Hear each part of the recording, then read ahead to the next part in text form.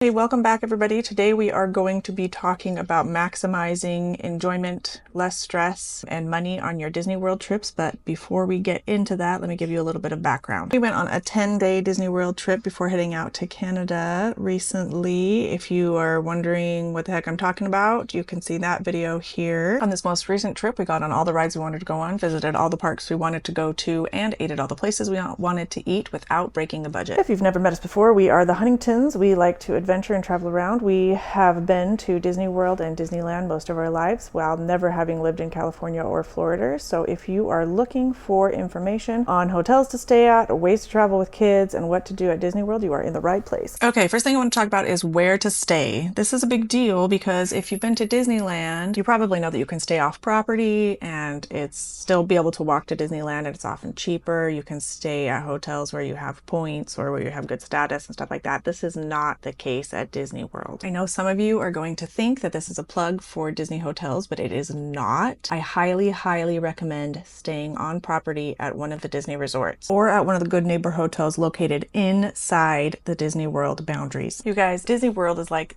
the size of San Francisco. If you're thinking you're gonna be able to stay just outside of Disney World and still get to where you want to get to, you are sorely mistaken. If you stay outside of Disney World, it is going to take you 30 minutes to drive into each park. You cannot walk from park to park. You have to take buses or drive.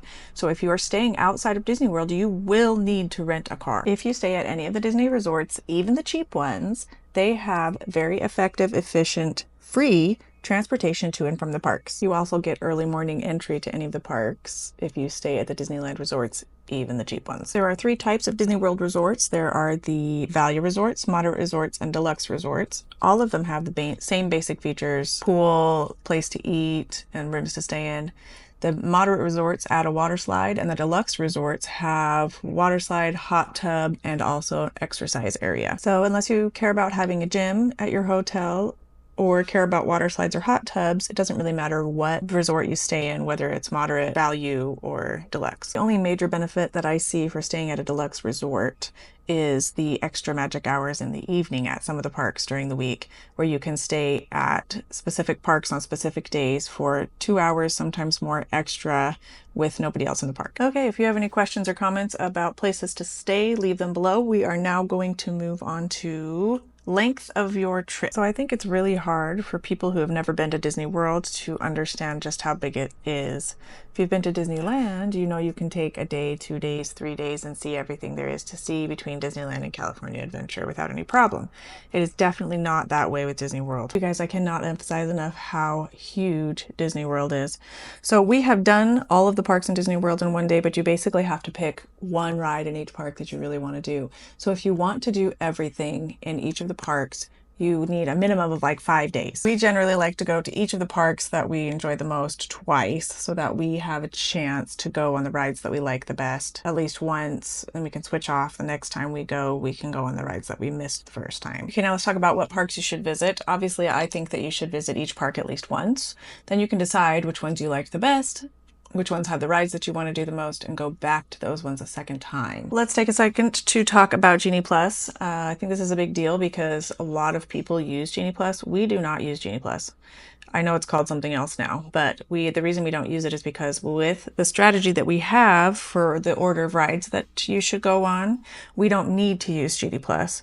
So that way you save money and you also save time. With that, let's talk about the most important thing, at least in my view, the actual strategies for visiting each of the parks. Here's the basic strategy, and if you would like a strategy specifically for each park, let me know in the comments, because we do have a specific ride strategy, which rides to go on first, second, third, etc. for each park. If you have little kids who are too small to ride certain rides, take advantage of rider switch passes. Basically what this does for you is it makes it so that whoever stayed off with the kids who are too small to ride has the ability to get on the ride without waiting through the line again. These change occasionally, so I would definitely talk to a cast member sitting at the rides to find out how it's working right now. The next thing I want to mention really quick is virtual queues. There are some rides, and usually they're the newest rides in each park, that require a virtual ticket that saves your place in line for that ride sometime during the day.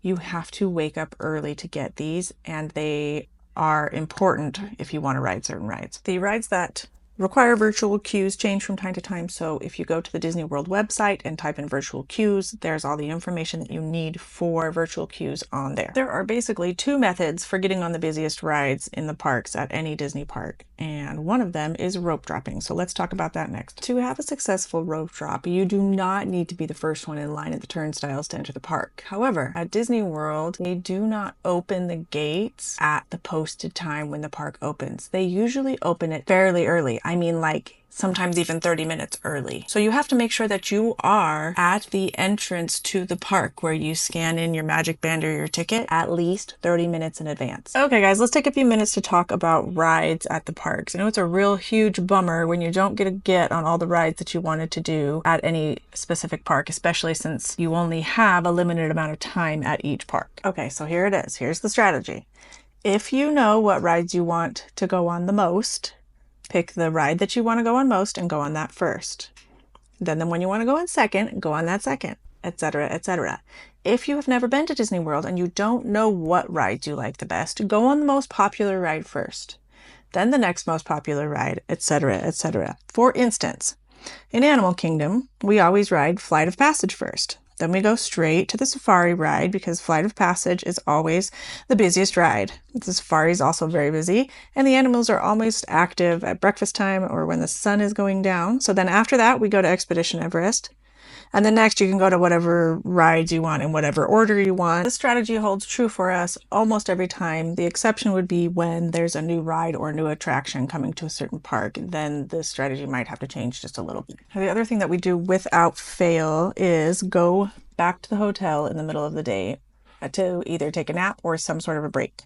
The parks are always the busiest, in the middle of the day, and it's not worth waiting in the lines to get on rides then. We'll talk a little bit more about this when we talk about food in the parks.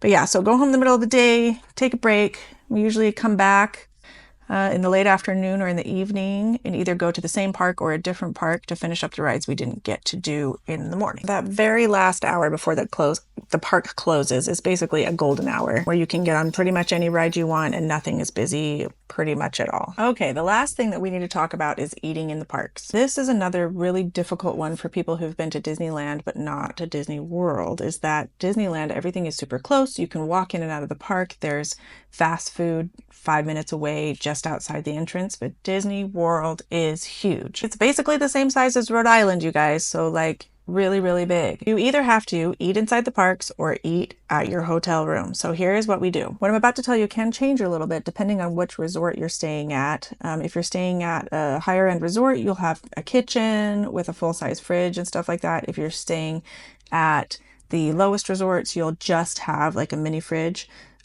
So that can change a little bit what you do. But you also have access to a toaster and a microwave in the main cafeteria that's usually by the front desk and the hotel store and stuff like that. Okay, what we usually do is eat some sort of a breakfast at the hotel room and then have a reservation for a sit-down restaurant in the parks.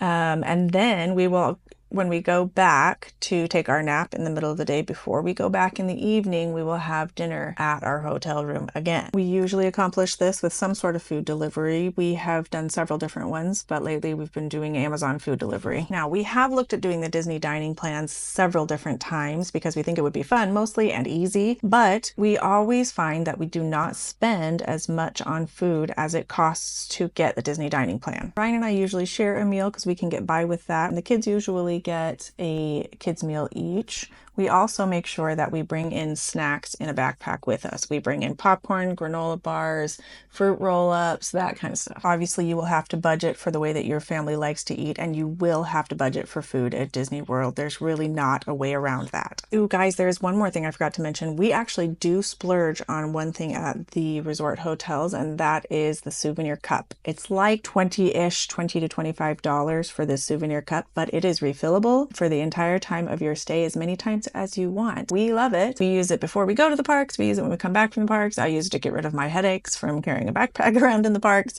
So that is one thing that we do splurge on. Even Ryan Trahan got a couple when he and his wife went to Disney World. Okay, guys, that is basically it. That is our basic overview of how we do Disney World every time to make it less stressful and to be able to get on all of the rides we want to get on. It does require a little bit of planning ahead of time if you've never been before, just to do some research on the rides in the parks and what you want to do, depending also on the ages of your kids, how tall they are, if they can go on all the big roller coasters or not.